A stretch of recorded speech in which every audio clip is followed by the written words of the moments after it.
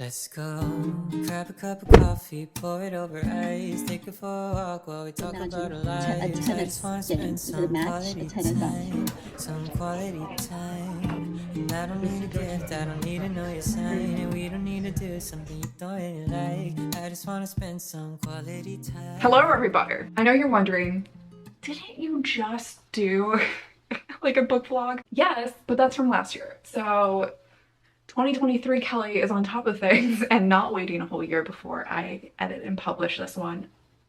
Fingers crossed. Progress. I went to, how many was it? 1, 2, 3, 4. 4 bookstores. I went to visit my friend who's in Indiana, which I do about once a year. So we went to 2nd and Charles in Griffin, Indiana. For those who don't know, 2nd and Charles is a great chain of bookstores. Huge selection, not just of books, but like games, records, knickknacks, you name it. They have it. Love the store. Can easily spend hours there. Pretty proud of myself that I only got 1 book there. And I got this bad boy. It is The Princess Stakes by Emily Howard? Amali? God, oh my gosh. Like, I just like literally froze. Like, my soul dropped. It was just like, oh no. I have to say a name. I'm so sorry. I don't know what condition you would call this, but I have it. Anyway, I've been in a real mood for romance, and I'm picky. I'm picky about my romance. Apparently, according to Jodi Picoult, why did I try to say another name? It is a star-crossed, swoony, steamy love. I promise I can say words sometimes, guys. Anyway, first off, super impressed. There's a not white person on it. That's rare to see. And I liked it because we have a couple of the tropes that I'm a fan of, which is the main character is a princess on the run. In a disguise, she stows away on a British ship out of India and then realizes her handsome old flame, hello, is on the ship with her. So, you know, I'm down.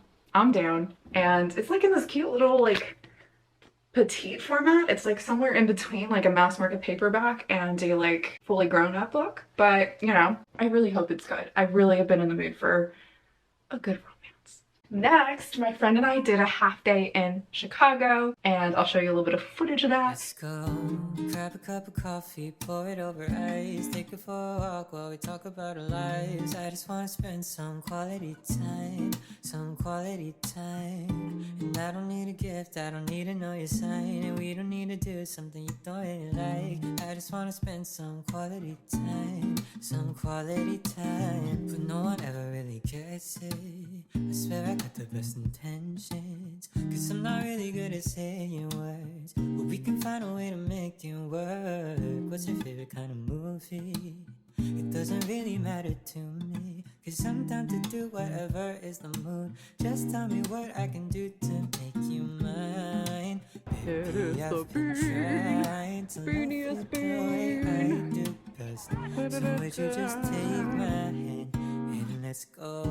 Grab a cup of coffee, pour it over ice, take it for a walk while we talk about our lives. And it was a good time, and we went to Barbara's Books. I wanted to check out The Bean, which is like, I don't know, The Bean, the thing everyone goes to on the Instagrams. We just picked a bookstore that we hadn't been to that's close to there, and it's called Barbara's Books. And it was so wild because we get there and we're like, where is this bookstore? It says it's here, but this is like clearly a Macy's.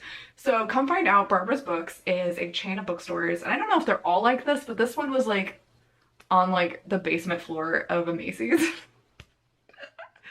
So live and learn. It was still like a cute little bookstore, and I kind of wish it existed in Missouri whenever my mom wanted to go shopping, because then I could just sneak away to the books. But anyway, I got 2 bookarinos there, and like they're new, and I just bit the bullet and I'm like, Kelly, you're on vacation, have a good time, it's fine, like just have fun and buy some things. So I got A Deadly Education by Naomi Novik. I haven't read anything from her before, but I thought this is an interesting premise. It's been compared a lot to Harry Potter, like grown-up Harry Potter, but with like dark academia vibes. I'm down for it. I'm down for it. Humor in books is a bit hit or miss for me, especially when it's of like a narrative tone. So we'll see about all that. But essentially it's a school that you kind of have to survive. There's like a bunch of hordes of monsters and cursed artifacts, and then I think there might be a relationship, question mark. But yeah, and also dope cover. I love it. It's simple, but like draws the eye. The second book I got was by Emily Henry because I loved beach read, and so this is her book Book Lovers, which it seems like a big copy and paste from beach read, but I love beach read, so it's like, yeah, like I'm okay with more of the same. And so this time it is one summer, two rivals, a plot twist they didn't see coming, but the chick is a literary agent and the dude, oh, maybe they're both book editors? You'd really think I'd look at these books before I read them, but that's for amateurs. I do it on the fly. This is candid. That's what the people want. Anyway, I really, really love beach reads, so I really hope I like this one. Then we went to Miles Books, which is in Griffin, Indiana. It's a used bookstore. I don't think the owner even knows how many books are in that bookstore because it's just, things are stacked one on top of the other. It's a hot mess, but occasionally there'll be good stuff that I can like dig out, and I think of it as like a rescue center. I got 3 books. The first is Don't Worry, He Won't Get Far on Foot, the autobiography of Dangerous Man by John Callahan. And this one actually surprised me because this is a memoir, and I had happened to like a month before see that there was a movie of it, and I didn't realize it was like there had been a memoir first. So I'm like, oh well, dope, I'll read the book first then, because I think, is it Walking Phoenix or River Phoenix that's still alive? Whoever's still alive is in that movie. I can't keep track of the living and the dead. That's above my pay grade. Anyway, wild story. This dude in like his 20s becomes a quadriplegic and just is like, what do you do with your life when like you can't wipe your butt? And he's like a funny dude, and he's like had a really interesting life, and you get to see a lot of his drawings because he's a relatively famous cartoonist, and I think that's just bananas. Definitely had to grab it. Then I got Wabi Sabi for Writers. Find inspiration, respect imperfection, create peerless beauty by Richard R. Powell. I don't know, every once in a while I like dabbling in a book about writing. I'm a writer, I love to write. I read more than I write. But anyway, it seemed like an interesting angle for a book on writing, and yeah, don't mind if I do. Last we have Child Life in Colonial Times by Alice Morse Earl. Look at that cover though. And history book, pretty self-explanatory. I think it's really fascinating to learn about different time periods in history, and this has pictures to go along with it of like, I guess, different paintings and stuff.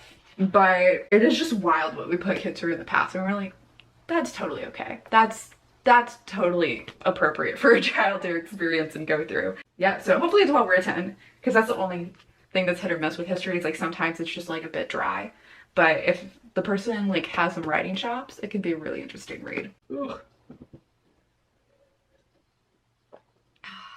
I don't play around with small mugs. Like if I'm making a cup of tea, I'm making a cup, a bowl of tea.